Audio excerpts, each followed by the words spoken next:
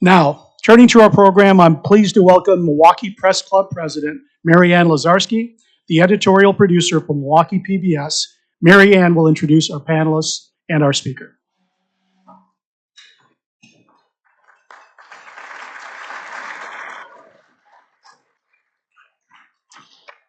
Thank you, President Saj. Good afternoon. I'm pleased to see a full house here today for this program. We have the opportunity to hear from Republican candidate Eric Hovde, who is challenging incumbent U.S. Senator Tammy Baldwin in the November 5th election. And just a note, we have extended an invitation also to the Baldwin campaign.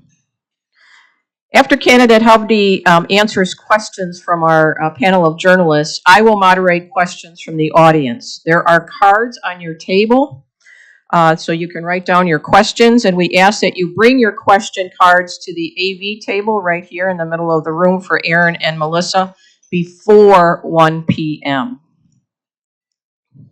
So now I would like to welcome our journalists. First is Charles Benson from TMJ4 News. Emilee Fannon, CBS 58 News, and Matt Smith, WISN 12 News.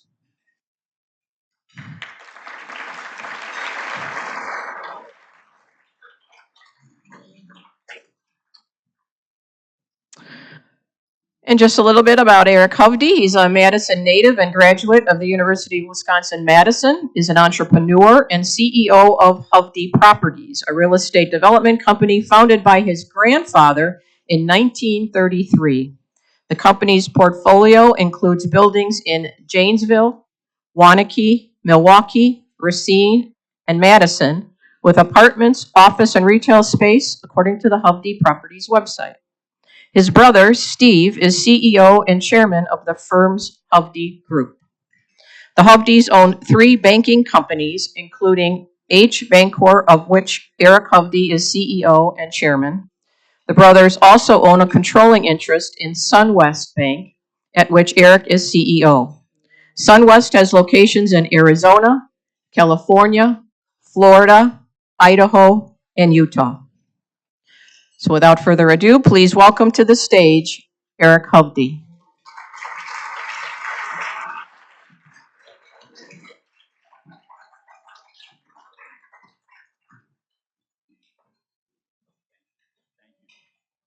Oh, they already had water for me. Great being here. What a beautiful day out. We have had superb weather in Wisconsin ever since August 1st, and I can't believe what another beautiful day. The only thing would have made it better if the Brewers were still in the playoff hunt. Well, I guess according to Senator Baldwin, I'm the jerk from California. But in all seriousness, I'm a 4th-generation Wisconsinite. Hovde means head of the mountain. That's Norwegian. And literally, the Hovde family emigrated here from the top of a mountain in Norway back in 1905. And then finally found their way to Wisconsin and then settled in the Stoughton market area. As the bio explains, I'm a kid of public schools, graduated East High, went on to the University of Wisconsin, proud Badger, graduated in 1986. I had the entrepreneurial bug and started off in business. In my mid-20s, started my first company, Hovde Financial, and then started building multiple companies and started buying and fixing community banks, and then started rebuilding a family real estate business and walked through the myriad of projects we have throughout this state. More importantly, I'm married. I have 2 daughters, 3 grandchildren. They're the blessings of my life. And I have the Hovde Foundation. Many of you may know I got diagnosed at 27 with multiple sclerosis. Let me tell you, that can be a shock. You know, 27-year-old man, 6'3", 225 pounds, fought martial arts and thought I was Superman, and then you get hit with a diagnosis that alters your life. That started me launching the Hovde Foundation that funded medical research in MS, but then quickly expanded beyond that and started rescuing children, not only in this country, but around the world. We have 10 Hovde homes. Hovde homes rescue abandoned children, some sold into slavery in the case of Ghana. Many children we're rescuing out of the sex trafficking trade.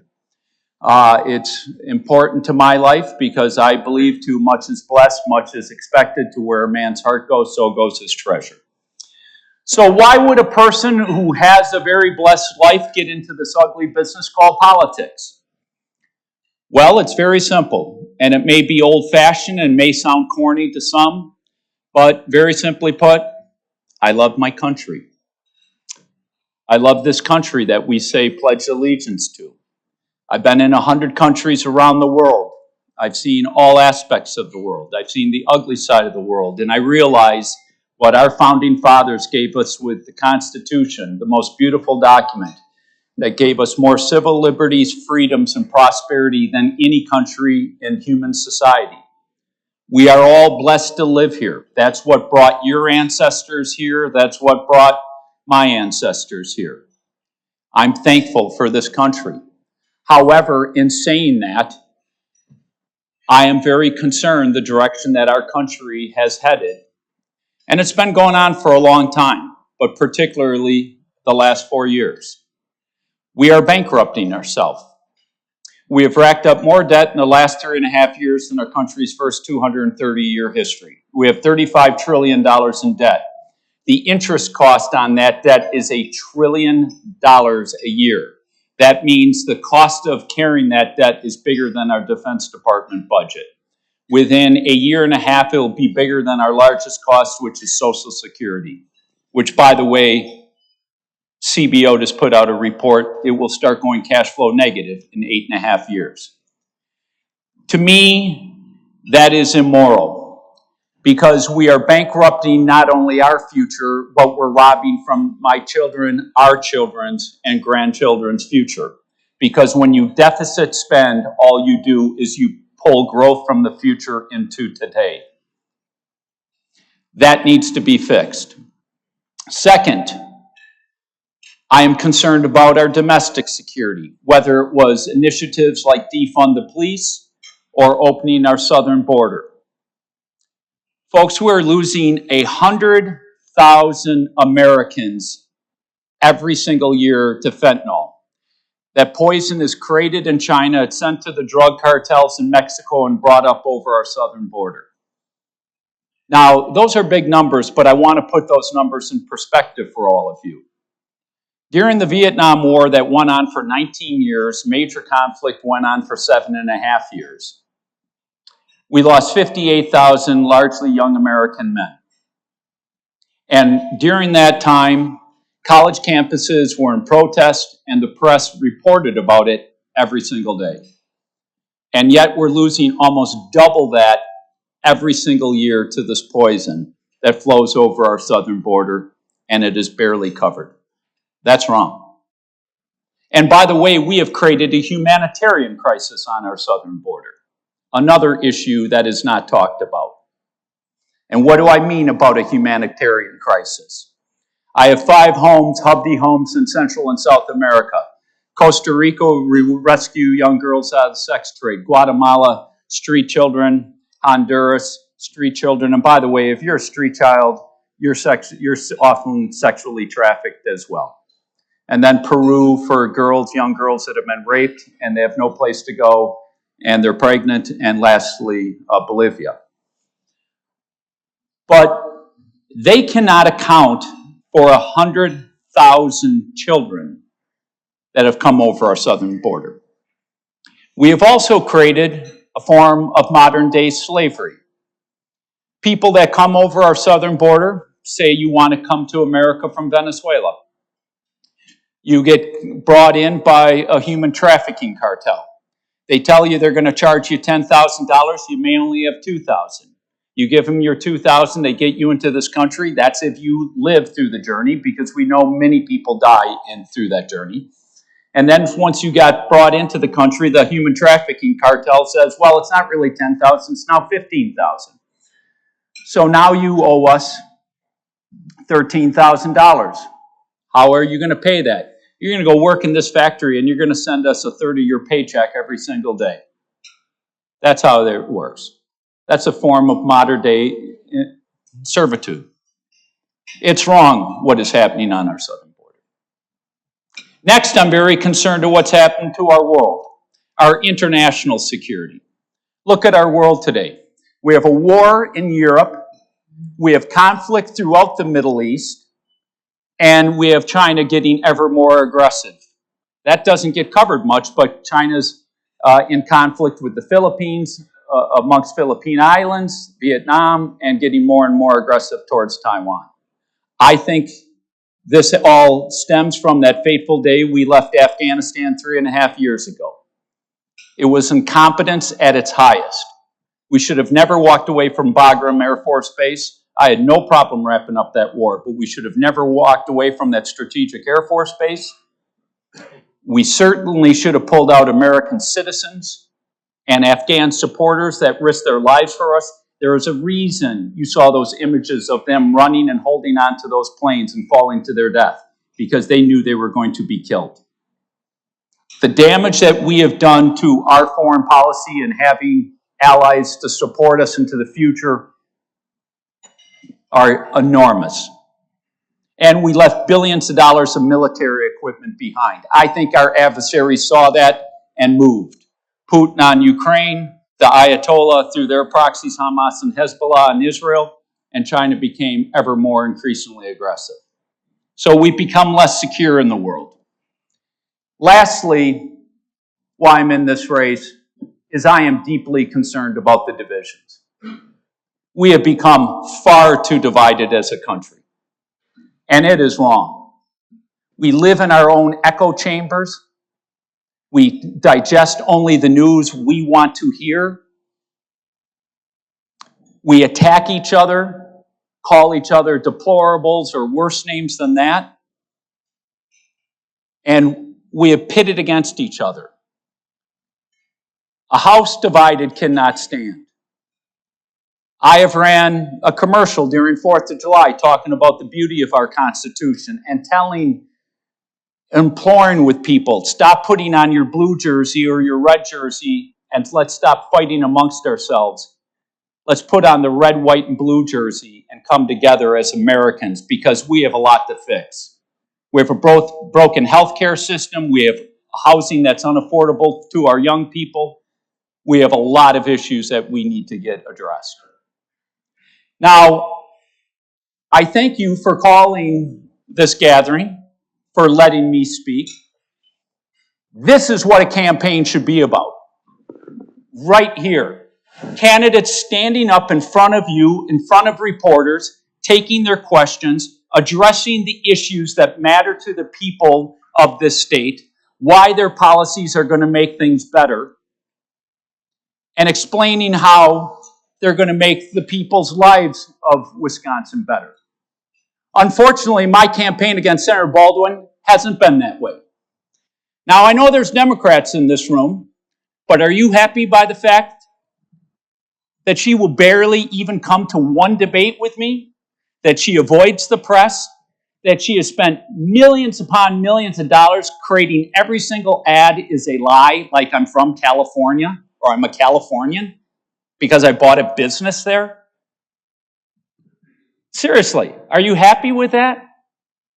Are you happy with the way they've gone? I'm a jerk, making up, taking things out of context, making crazy wild lies. Now they have something, I'm going to cut Social Security.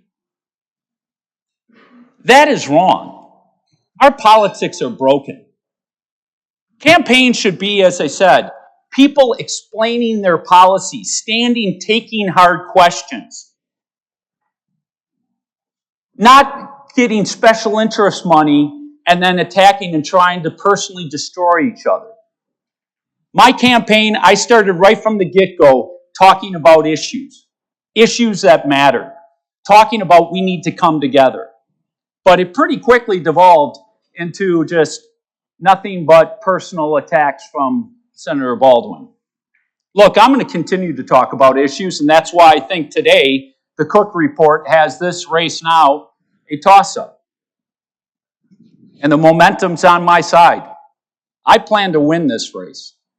I will win this race. Because I'm going to stay focused on what matters, and I'm going to stay focused interacting with everybody and addressing their questions. I will never run from any hard question. So again, I thank you for being here.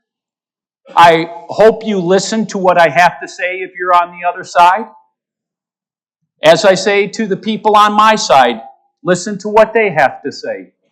Because the only way we're going to heal this country is by lowering the rhetoric and reaching across the aisle. And by the way, when I win this race, that'll be one of the first things I'll do. I'm going to go reach across the aisle and try to engage with every Democratic senator and see where we can find common ground. Because you know what? In the world of business, if you're not willing to compromise, you're never going to get anything done in life. And that's what we need to start doing in this country. I won't compromise my principles. But as Ronald Reagan said, never make perfect be the enemy of the good. If we can come together and find ways we can work together on an issue like fentanyl, you would have thought Washington would have gotten their act together on stopping the flow of this poison into the country. Should have been done a long time ago. So thank you for your time, and I guess we'll turn it over to any and all questions. All right, let's get it going. Thank you for your time, Eric Hovde. You mentioned the nation's debt. You know, when you ran in 2012, the nation's debt was $16 trillion. You just mentioned we're at $35 trillion. That amounts about to $271,000 per taxpayer. So at that time, you thought in the next couple of years, if we didn't do something about it, we could end up like Greece or Spain. Mm-hmm. So here we are in 2024. What type of cuts do you recommend that will drive down the national debt? And is Social Security on that list? You just said you're not going to make any cuts, but you have talked about changing the age of when people could be required to get benefits or full benefits. So how do you specifically have more of an austere government than what we currently have? Okay, so first it's important to understand, you're exactly right. We went from $16 trillion to $35 trillion, which is stunning. Debt crises build slowly and take longer than you expect, but when they come to the end, they come very quick and fast. Think of an individual, think of a business, or think of a smaller government. All of those entities, an individual, a business, or a smaller government, have the option of going through a bankruptcy or a restructuring. The reality of the U.S. federal government could never bankrupt on its $35 trillion in debt, because what would end up happening, you would collapse every global financial institution in the world, and you would plunge our country and the world into a global depression for generations. So we can't do that. So what have they been doing? They've engaged in financial repression. They held interest rates way too long for way too long, so savers weren't earning any money on their returns. And then because the spending got so intense, and the Federal Reserve, I don't mean to get complicated, but engaged in something called quantitative easing. It's a mechanism. The Federal Reserve, the bank for the U.S. government, used a tool called quantitative easing to buy a lot of that debt, particularly during the great financial recession, and then again during the COVID lockdowns. Well, as part and parcel of that, money supply, M2, shot through the roof. So what is inflation? Contrary to what Senator Baldwin and the Democrats are trying to say, greedflation, that is ridiculous, it's sophomoric. And by the way, if that was corporations, why weren't they being greedy for 40 years before then? No, it's because M2 money supply shot way up. And what is inflation? Too much money chasing a fixed amounts of goods and services. So, unfortunately, we're going to have worse and worse bouts of inflation because of all the spending and the amount of debt we have today. So how do we have to address it? The first thing we have to do is we have to pull spending back to baseline levels prior to the COVID lockdowns. Look, when the COVID lockdowns happened, we had a collapse of economic output by our private sector. They were giving transfer payments to individuals through stimulus checks and helping businesses through a variety of programs like PPP or direct payments to the airline industries, because these businesses were shut down and employees were laid off. So government spending shot up by 40%. But wouldn't you have thought, once the economy got unleashed and businesses were able to reopen and employees were getting pulled back at the end of 2020 and the beginning of 21, that they would have pulled back on that spending? No. What they did is they kept spending at that level and increased it even more. So the very first thing that you have to do is pull spending back to pre-COVID levels. Now, did our population increase by 50%? Of course not. But federal spending increased by 50%. And with a whole host of other things like the CHIPS Act, the Inflation Reduction Act, and all the rest. So that's the first policy that we have to do to get control of this debt problem. Then we have to create pro-growth policies. Well, we can take from two former presidents on how to create pro-growth policies. One a Republican, one a Democrat. The first from a Republican, President Reagan. He was left with the highest rates of inflation since this bout that happened in the late 60s and 70s because of the massive spending that happened at the end of the 60s under Lyndon B. Johnson that continued to go on. So what did President Reagan do once they took interest rates up to 21% to collapse the pressures of inflation? They did deregulation. And they brought about a massive wave of deregulation that helped kick the economy up. Today, we have more regulations than we did during President Reagan's time. The estimated cost of regulations are about $3 trillion a year. When I go into a lot of businesses, and I mean a lot of businesses and farmers, every single one of them talks about regulations, particularly farmers. They're really concerned about something called WOTUS, Waters of the United States, that are being pushed on them. So I think we have to look at deregulation. Then we can take from the playbook of a Democratic president, President Clinton, who worked with Newt Gingrich and did welfare reform. And as a result of that, that brought a lot of people back into the workforce. Well, today we have more working age Americans out of the workforce than we've ever had. Because the welfare system, just like the regulatory system, has grown bigger than when President Reagan addressed it. Our welfare system, through a variety of different programs, have become bigger than when President Clinton dealt with it. So those are the two policies that I think we need to address. Now I'm going to get to your question about Social Security, because I want to address that. Another attack ad by Senator Baldwin, taking a clip of me being interviewed, and of course they don't put the whole context to the matter, of saying, of course we're going to need to make some changes to Social Security. What I talked about at that point in time is that Social Security, when it was enacted, the retirement age was 65, life expectancy was 62. Today, Social Security retirement age is 65. You can actually start pulling it from it at 62 today if you want. And life expectancy is basically 80s for males, 81 for females. But here's the big thing.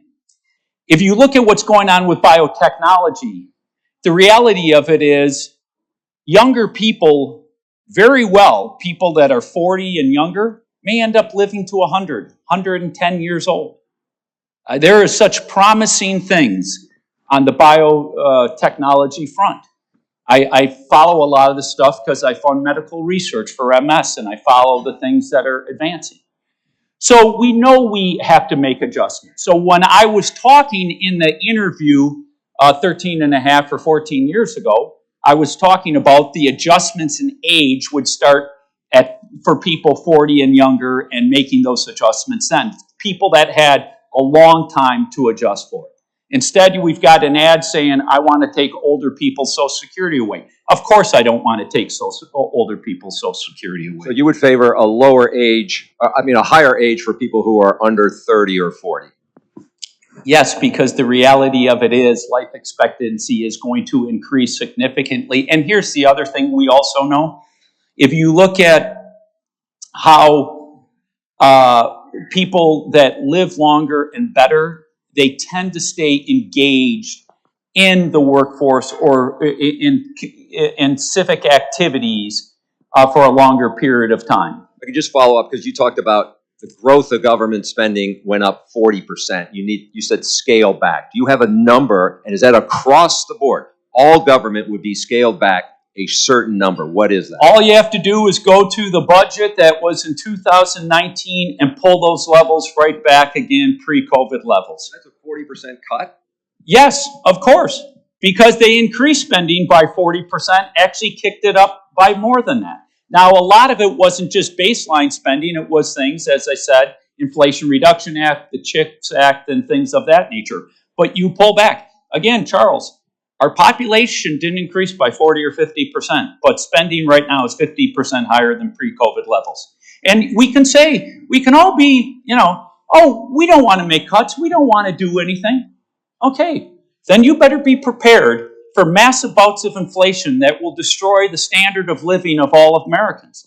We're not at a point where we can just sit there and go, oh, we can avoid this, and we continue not to pay attention to it. We just had a bad bout of inflation, which, by the way, is going to be coming back because the Federal Reserve is already starting to cut rates, and people are already looking when they're going to start resuming quantitative easing again.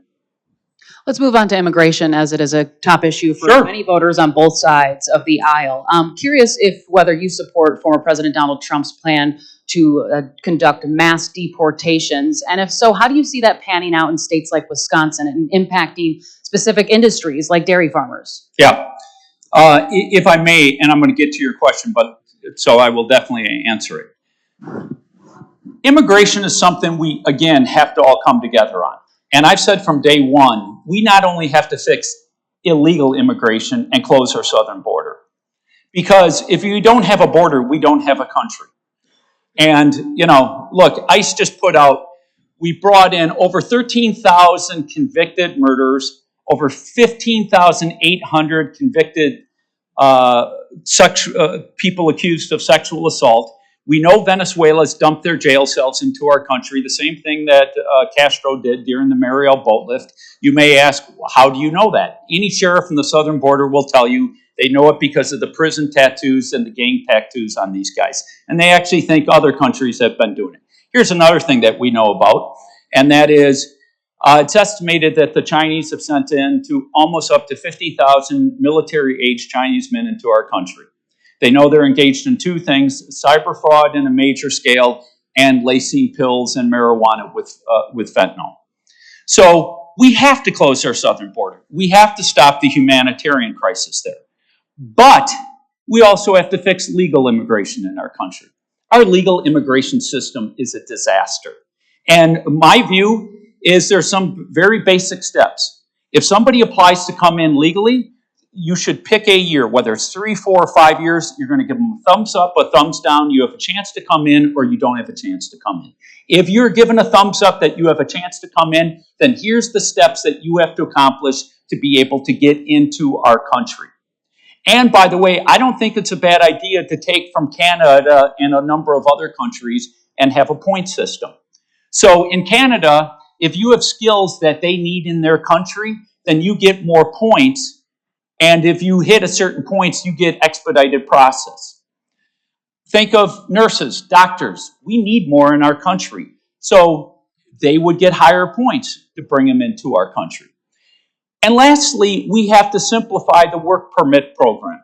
There's a misperception that everybody that comes from Latin or South America wants to come here and live permanently. That is not the truth. A lot of them do. But a lot of them just want to come work for 6, 9, 8 months, send money back to help support their families, but then they want to go back and be with their families. So we do need to have a work program that works. That will help our farms, that would help our factories. But also, if we correct welfare reform and get more working age Americans that are capable of work back into the workforce, that would be fantastic for our country as well. About mass deportations, though. About mass President? deportations, you start with anybody that has been convicted of a criminal act, either in this country or in their former country, and you move down from there. As we sit here at this moment, President Biden is on the other side of town here in Milwaukee. He's touting the administration's plans to spend billions of dollars to replace lead pipes across cities like Milwaukee. Health officials say that lead poisoning disproportionately affects Black kids and Black families, especially in cities like Milwaukee. I'm curious, is this a good use of federal funds? Actually, that is one good use of federal funds, because we know lead pipes can contribute to mental health problems and aggression issues. So, look, lead paint was stopped in the 1970s, but there's still homes that have lead paint.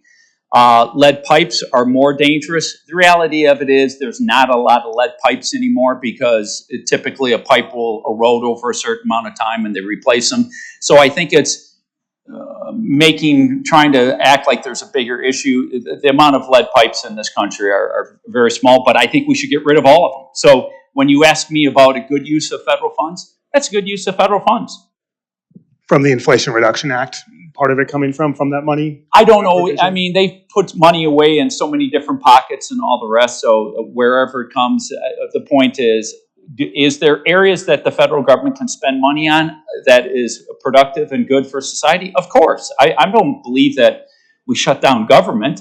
We just have to run government where we're not bankrupting ourselves. In the spirit of bipartisanship, before I pass it to Charles, you talked about the divisions and working with Democrats. Are there a few Democratic senators that you have in mind that you could see yourself instantly working with if you were elected? You know what? It's interesting how politics have become. You often think left and right go like this, but as we know, when you go to the extremes, they go like this. But the point is, there's people in any area. I'm going to go sit down with Bernie Sanders, because there's areas that we may agree on. And it may be something that you don't even think about, but that's very relevant. But how would I know what his top issues are unless I go sit down and have a lunch with him and say, Bernie, would you please lay out for me the top 5, 10 things you would like to see get accomplished? And if there's something that he likes, then of course. But, the obvious ones, somebody like Mark Warner in Virginia would be a good example. Hickenlooper in Colorado, another example of somebody that I'm sure there's numerous things that we would concur on. In vitro fertilization has made its way into the political debate this year, largely because of the Alabama State Supreme Court deciding on when life begins with embryos. As you know, the Senate has voted twice, or tried to vote twice, on protecting IVF, but have not succeeded. Would you vote for such a protection? And also, former President Trump, while in Wisconsin, said he would like to see insurance companies or the government cover the cost of IVF. So, as a business guy and potentially the next senator, do you think the government or insurance companies should be mandated to pay for IVF, and whether or not you would support the IVF Act? Do I support IVF? Absolutely. Absolutely. I'm not going to get into it, but personally, it's tried it. I'll just leave it at that, my wife and I, as it pertains to the cost element, I would have to take a look at it. It's hard for me to answer a question unless I have numbers before me and look at the impact. It's expensive, as you know. It can be $20,000. It is expensive, and it's very. 17 states currently do. Charles, it's very easy in a political campaign to throw out and say we're going to do this, we're going to do that, and every politician keeps throwing out things. What's that? The former president has done it. I think Kamala Harris has done it. A lot of people have done it. And I'm telling you, I'm not going to go sign off and say, I'm going to sign off on this, or say I'm going to vote for this until I get to see the numbers. But of course, do I support IVF? Absolutely. There's a lot of attention right now on tropical storms, just given what is happening. And want to just get your take on climate change. If you believe climate change is affecting the severity of tropical storms like Helene and Milton. Do I believe climate change is affecting storm intensity? Well, do I believe that man is influencing climate? Yes. Do I believe it is intensifying storm activity? The reality of it is, when scientists looked at it, we had higher storm activity and intensity from 1990 to 1950. But the reason why it wasn't as big a deal is because we didn't have as many people living in Florida at that point in time. You think of the migration wave that have gone to Florida and the amount of physical damage and the amount of people. In fact, the biggest storm that happened in Florida, I think, was like 1911, 1912, that decimated all of South Florida. But let's get to, I think, what your underlying issue is about climate change. Look, I believe in good, clean energy propositions that are economical. I always used to call myself an environmentalist until I saw the environmental groups do things that were harmful to the environment. And I always say, when you see something that's happening that doesn't make a lot of sense, follow the money. Example, we've pushed EV cars massively, and yet the carbon footprint for an EV car takes 6.8 years just to get carbon break even. That's from the production cost. Then you've got to factor in the electricity power and how much longer that takes. We could have moved to nat gas for our whole car fleet and been a lot more environmentally positive. In fact, if you want to know why carbon has declined in America, and we're the country that has made the biggest impact, is because we've moved from producing our electricity largely from coal to nat gas. And if we would have moved our cars to nat gas, miles per gallon would have gone from, call it somewhere about 30 to about 50 to 60. So doing things of that nature. Here's another thing that the environmental movement has killed, which makes absolutely no sense, is pipelines. Why on God's green earth would you ever shut down pipelines? President Biden, first executive action was the Keystone Pipeline. Well, moving energy through pipelines is far more efficient, cost-effective, but uses a lot less energy. And by the way, the amount of spills that you get by moving oil through trucks and then through trains is far more significant. So if you care about the environment, why the heck are you shutting down pipelines?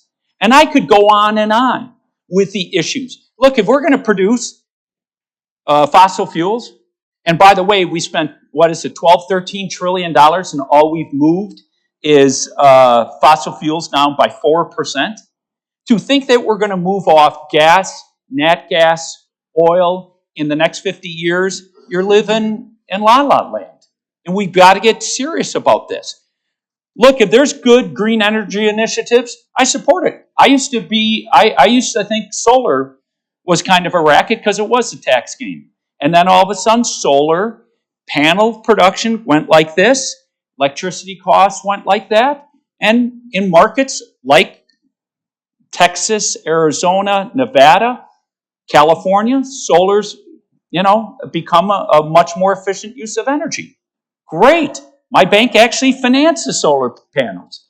So I believe in supporting good, positive green energy policies that are economical. I do not support environmental policies that are anti the environment. Now, speaking of Hurricane Helene, there was a lot of misinformation that is going on, and you specifically did post on X, formerly known as Twitter, that your claim that FEMA is out of money and cannot transfer it to those impacted. These claims have been debunked, and the federal agency is also urging people to stop the spread of misinformation. What is your response to that, to those that call claims like you have made and others irresponsible? We were reacting to my Secretary Mayorkas's comments, number one. Number two, I love how the press is now saying this has been debunked on whose basis. They were saying they're only going to give $750 per citizen that's being affected. That's a pretty low standard for people that just had their livelihoods wiped out. And they don't want to address the fact is, why is FEMA so low on funds? because they were giving money, transfer payments to illegal immigrants and flying them into this country. So the baseline issue is we were sending money to illegals instead of helping our own citizens. And I'm opposed to that. Plain and simple. Plain and simple. We take care of our veterans. We take care of our own people who have been affected. That's the number one priority. There's a ton of attention on the results come election night and after, whenever results may be called, right? Republicans, the RNC has recruited thousands of poll watchers. Election officials say they continue to face threats. I'm curious, are you confident that at least here in Wisconsin, we will have free and fair elections? And if you are elected as a senator, would you vote to certify the results? Yes, okay. Here's another issue, folks. We have to stop every time one side loses an election saying the election was stolen.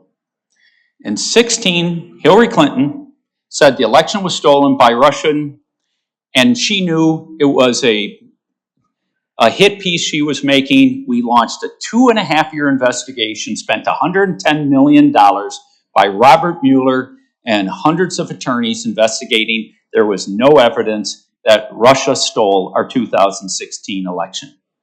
Stacey Abrams in Georgia said my election was stolen, and you could walk through. Then President Trump, obviously because there were issues, but said the election was stolen. We have to get confidence in our election process.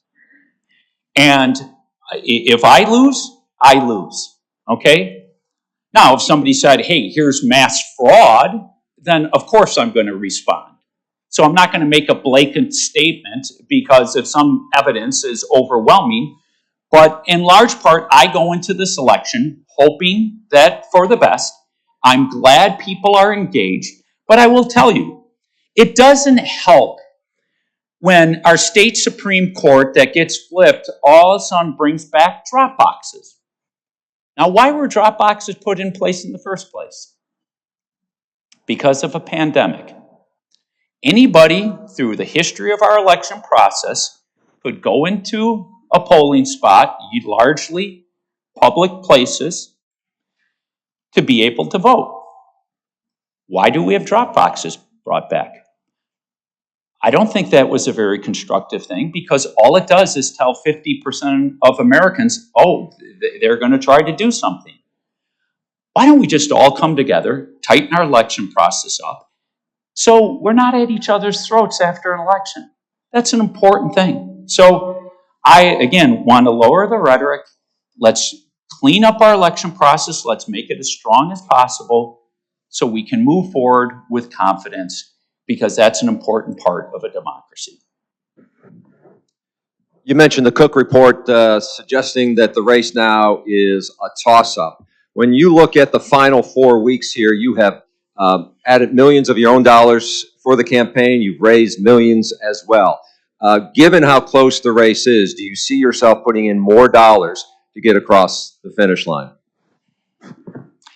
I've made a significant contribution to my campaign, but the interesting thing, Charles, that I find ironic is I get asked that a lot, and yet nobody seems to ask Senator Baldwin about all the money she takes from big tech, Wall Street, or big pharma.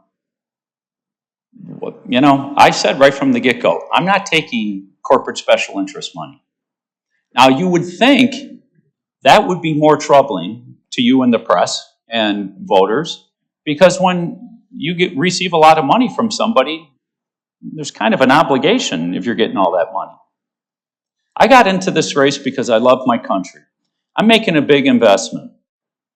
Probably the worst investment I could ever make in my life from an economic standpoint, not even close. But I'm doing it because of my passionate concern about the direction of my country and for, as I said, our children's and grandchildren's future. But I would love to have somebody actually ask Senator Baldwin about all the millions of dollars she pulls out of Wall Street, out of big pharma, big tech. She raises, frankly, more money outside our state than inside our state.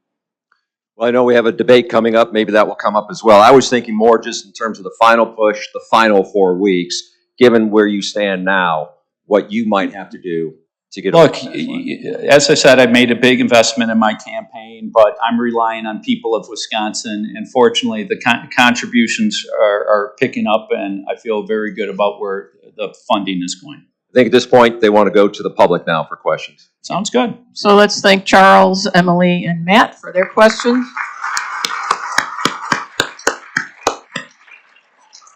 Thank you. We only have about 10 minutes and we have a ton of questions, so here we go. I'm going to get through these as quickly as possible. So I'll try to be brief. Okay, what portion of your campaign funds come from out of state? What portion of I actually don't know, but I can tell you Wisconsin is by far the greatest state that I've received my campaign contributions for. That's not even a question. Of all the attack ads against you have been about your success in business, do you think the American dream is still relevant, or are we moving toward European-style socialism and need to adapt to the times?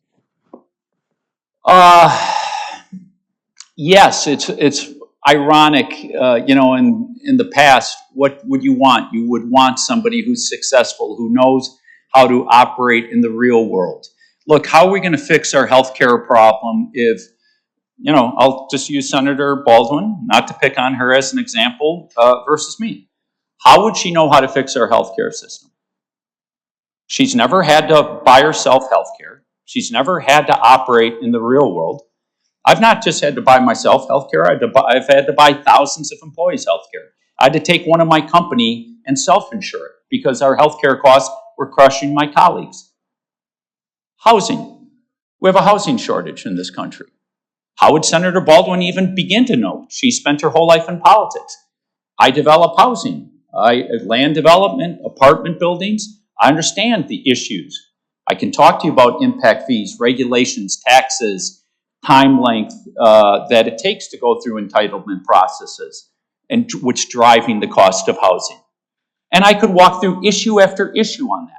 What our founding fathers wanted was citizen legislators, people that had skill sets, a farmer, a doctor, a business person that went and served for a term or two, brought their skill sets to our federal government. That's what I hope to do. The other piece of it was... Do you think the American dream is still relevant, or are we moving toward socialism? God, I hope it's still relevant. Man, do I hope it's still relevant. Look, a lot of people have this idealistic view of Europe. Okay, yeah, you go to Paris and you look at the beautiful parts of Paris because you're just going around the main attractions and where the wealthy live. You go to other pockets. But the reality, the standard of living of most Americans is far greater than that of most Europeans. Look, I pray and hope that's the case, and I'm going to continue to fight to keep that American dream alive. What would you do to tackle the increasing gap between wages and the cost of living and housing? Be specific. That is great, and it comes right down to it. Look, here's the reality. Results are results. Under President Obama, you grew the greatest level of wealth inequality. Under President Trump, that wealth inequality went down. Whether you like President Trump or not, real wages rose by 7.7%. Under Joe Biden, we've had 3.5 years where real wages have dropped by 2.1%. Why is that happening? Because it sounds good, a lot of their policies, but when you spend massive amounts of money and the Federal Reserve has to print money, who does that benefit? People who are wealthy. If you own stocks, if you own real estate, if you own bonds, if you own companies, the value of your assets get lifted. So the very policies they talk about are creating wealth inequality. So what you have to do is you have to get your spending in control. You have to stop the printing of money. You have to stop creating inflation, because who does inflation hurt the most? The middle class, the working class, and particularly the elderly that live on fixed incomes. So inflation is the most insidious backdoor tax, and it harms the people in the middle and at the lower ends of the spectrum. People, as I said, that own assets, they benefit from inflation. So we've got to get serious about how we manage our government finances, which is, I was going to your point, Charles. You can talk about, oh, you can't cut this, you can't cut that. What are you going to cut? Who's going to stand up? I mean, aren't you thankful that there's somebody who can actually stand up here and say, we got to take tough positions, we got to fix this, or we just want to drive ourselves all happily off a cliff and blow ourselves up financially. And then after, when we're all groaning in pain, going, why didn't we do something earlier? There's a lot of talk about the middle class. Who do you consider to be the middle class? Who do I consider to be the middle class? Most of the people I go to work with every day. It's people that are, income spectrums of the middle class depend on where you define it, because different groups define it differently. And in different states, it's different. So it could be from 50,000 to 125,000. Then again, if you're in a place like New York or California, anybody will tell you if you're in that income range, you're really struggling because of the cost of housing, the cost of fuel, the cost of everything. If you're in a lower income state or a less costly state, take Nebraska or the Dakotas, okay, you're making $50,000 to $100,000, you're doing pretty well. So it depends on the state, but it's defined by income level. But it's mainly the people I go to work with every single day. You claim to be concerned with the national debt. Are you supportive of Donald Trump's plans, which a recent study said will more than double the amount of debt that Vice President Harris's plans would? I don't know what study you're saying, but if there's going to be an issue that I will have differences with President Trump, it will without question probably deal with the debt issue. But I don't, look, folks, I'm going to tell you, this is another thing. Everybody likes getting in their echo bubble. How each echo bubble will spin and try to say, oh, President Trump's plan's going to add the debt twice as much of Vice President Harris. Nobody knows, number one. And number two, that's a bunch of spin. So again, when you're turning on MSNBC or you're turning on Fox, understand, take a step back and digest the information and say, is this really true? I haven't seen any realistic study. Look, neither of them have put concrete plans to even measure that at this point in time. But to the heart of the question is, the biggest issues I will have with President Trump will be overspending issues and debt issues. And I'll be with either side. You've talked about your foundation. How do we combat sex trafficking specifically? Oh, wow. That is a big, big question. Sadly, in our country today, a lot of people don't realize how pervasive the sex trade is.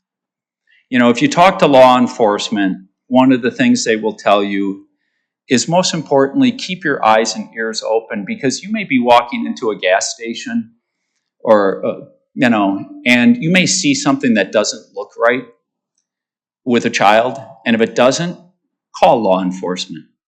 Now, the stuff that I'm dealing with on that issue, that's at a level that it's hard for people, unless they go get involved in organizations helping those young people that have been rescued out of the sex trade, to help care for them after. And there's many good organizations to do that. But going and trying to stop what is happening, that is largely a law enforcement, because the people who are prostituting these young people, they're evil, and they're gangs, and they're tough gangs. So you really require law enforcement. How I'm doing it is with my financial resources and in partnership with a group called Thorn, which was started by Ashton Kutcher, the actor from That 70s Show. He was the original founder, and Thorn's a pretty big organization now. And we partnered a long time ago. Man, life goes by fast. It's probably 12 years ago, maybe 14 years ago. So I'm funding a bunch of stuff, and I'm not going to get into some of the stuff with the dark web and what's going on with pedophilia and the rest. Look, there's a lot of organizations that are helping young people that have gone through this trauma. And just keep your eyes and ears open, because I hate to say it, but Milwaukee is one of the sex trafficking capitals in our country today. And this is our last question. You've been outspoken about Senator Baldwin making personal attacks. How do you ethically call her out while supporting a presidential candidate that does even worse than that? Again, whoever asked that question, if you think your side, if you think President Trump's the only person that's doing that, your side is called the people on the right deplorables, racist, misogynist, Hitler. This rhetoric needs to end on both sides. And don't think for 2 seconds that your side is not guilty in this side. Both sides are guilty on it. You're deluding yourself, and I don't mean to be that rude, but you are deluding yourself if you think both sides have not engaged in this kind of rhetoric. It needs to end.